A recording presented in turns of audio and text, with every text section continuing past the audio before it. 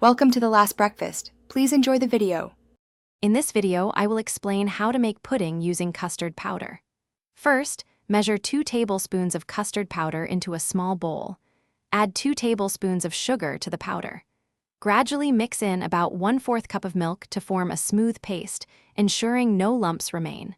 This initial step is crucial for a silky smooth final product. Next, we'll prepare the main liquid component. Pour 2 cups of milk into a saucepan. Place it on your stovetop over medium heat.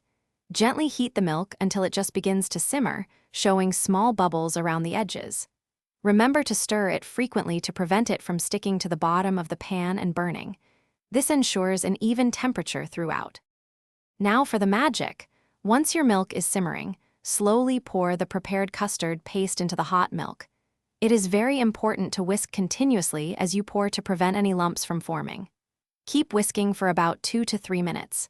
You will notice the mixture gradually thickening into a smooth, creamy pudding.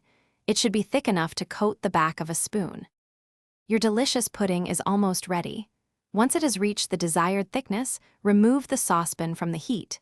You can serve it warm, or for a firmer texture, let it cool completely in the refrigerator for at least 30 minutes.